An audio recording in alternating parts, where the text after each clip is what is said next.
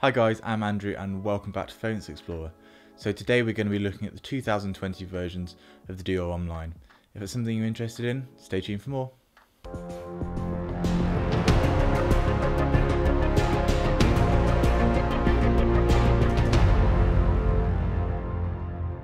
So, the Dior Homme line of fragrances, in my opinion, it's one of the best known and also most controversial lines within men's fragrance. It's well known for bringing the note of iris into masculine perfumery. The original Dior Homme, which was released in 2011, was probably the first mainstream perfume to introduce the note of iris, and it really grabbed people's attention, and ever since, company after company after company have been trying to get a piece of the cake. So the lineup's made up of three fragrances. You've got Dior Homme, which is the Eau de Toilette, you've got Dior Homme Intense, which is the Eau de Parfum, and you've got Dior Homme Parfum, which is, as it says, the parfum of the line. So Dior Homme, as you can see, it's only a sample. I don't have the full bottle, unfortunately.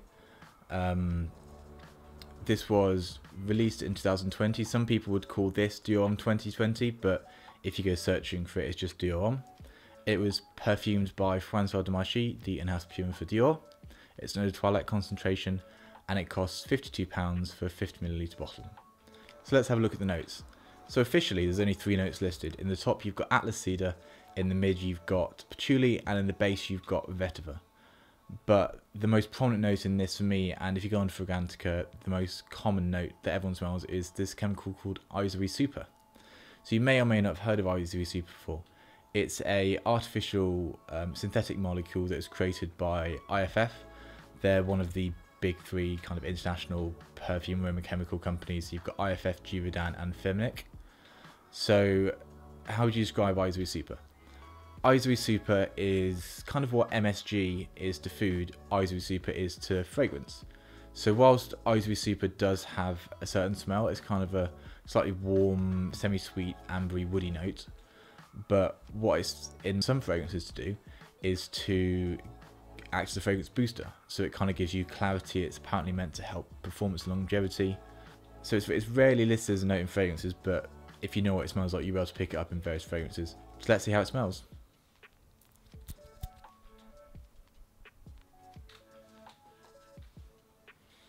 So off the top, you definitely get the cedar. You get that slightly citrus tinged wood. It's very clean, very masculine, but the big disappointment with this is they got rid of iris. So the original Dior Homme, as I said, the one released in 2011, was very heavy on the iris, and it was very noticeable. And instead of where a lot of companies do reformulations and make slight tweaks, what Dior's done with Dior Homme 2020 is kind of taking it in a completely different direction, which is a shame, I think.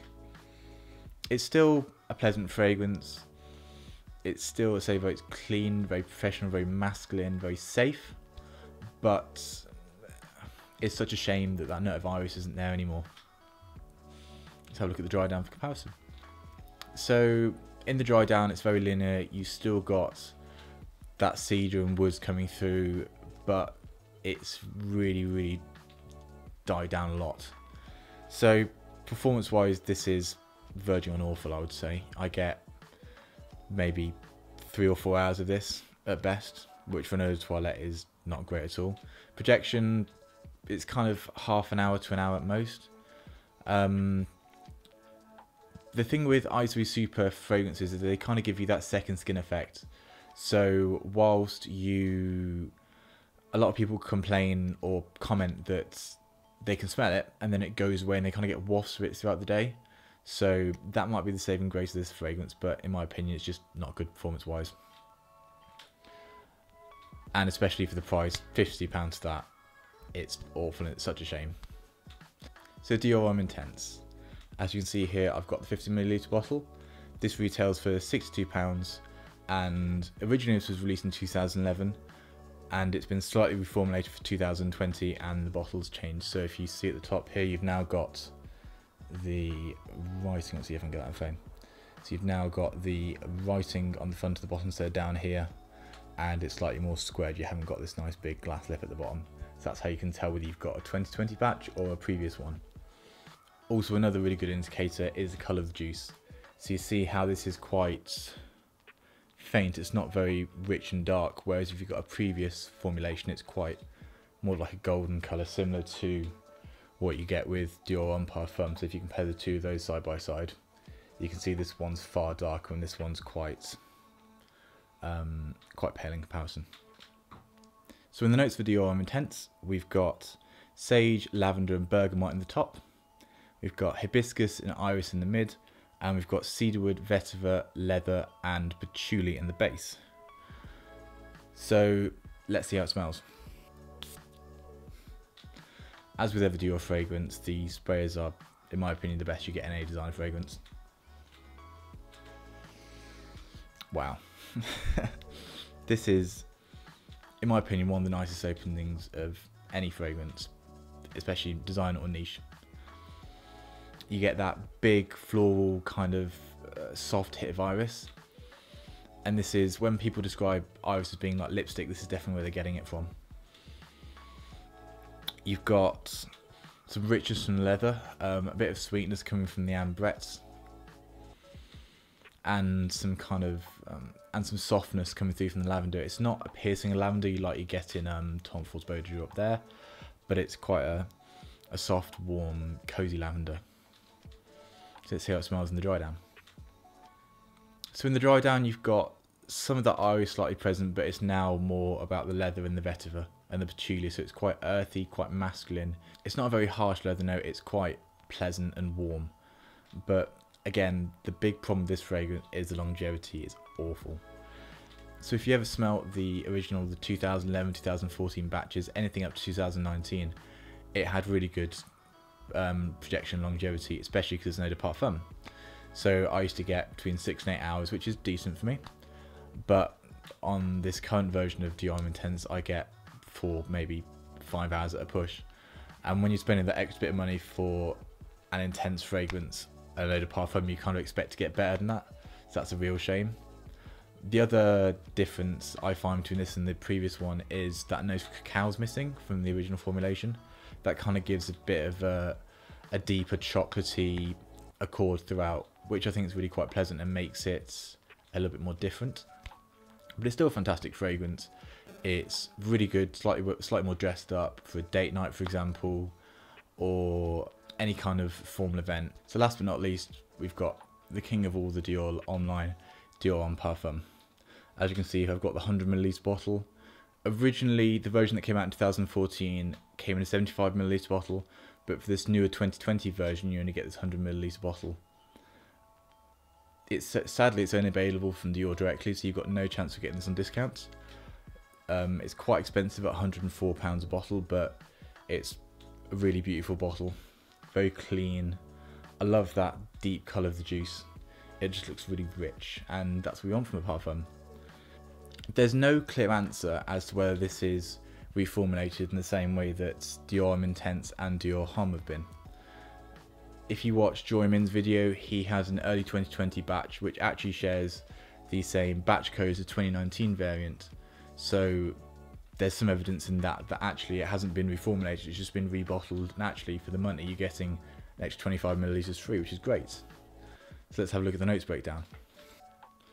So in the top we've got mandarin orange and iris, in the mid we've got rose and leather, and in the base we've got ambrette, cedarwood, sandalwood and oud. Let's see how it smells.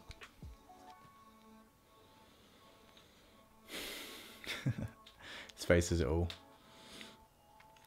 So although Dior Homme Parfum is technically a designer fragrance, the quality of this is phenomenal. You could easily pay a niche price for this because it's just that good. As you'd expect with the parfum, it's more concentrated, it's richer, it's denser. The iris note in this is absolutely stunning. You get the iris nicely supported by leather, and it's a really rich, deep leather. It's their version of a Russian leather. But most of all, it's incredibly potent. It's the kind of fragrance where if somebody says 1 or 2 sprays, maybe 3 at an absolute push, they mean it. This is not the kind of thing you want to be overspraying, because it will just block everybody else out and choke everyone else out around you, which you don't want to do.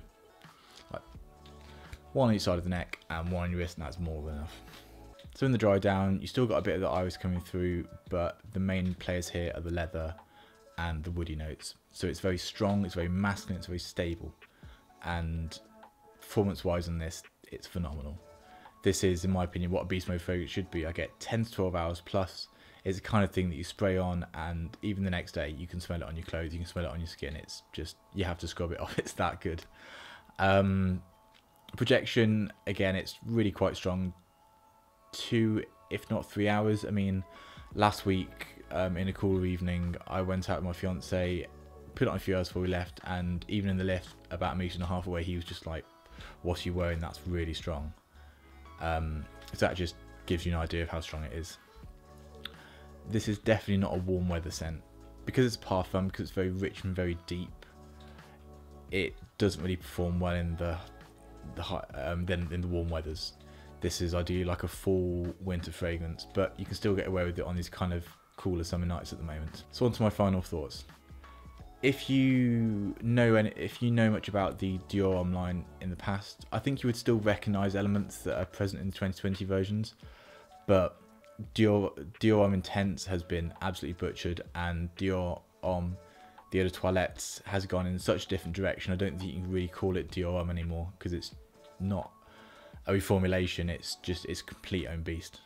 So if you treat Dior Homme 2020 as its own fragrance, I actually think it's quite nice and quite pleasant, very mass appealing.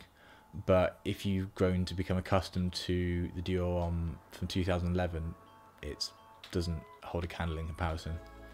Dior Homme Intense, again, is a big disappointment for me. It's a fragrance that I used to love, and it's sadly a shadow of its former self. But for me, if you were going to have any single one out of this line, it would have to be Dior Homme Parfum. It's exquisite, it's a masterpiece in rich perfumery. Like I said, it's kind of niche quality at a designer price, beautiful bottle, and like I said, if you're going to use 2 or 3 sprays of this, a bottle like this is going to last you years and years and years. So even at £100, I think it's a fantastic value for money. So there we have it. I hope you've enjoyed this video. Any questions, drop them in the comment section below, and I'll see you next time. Bye.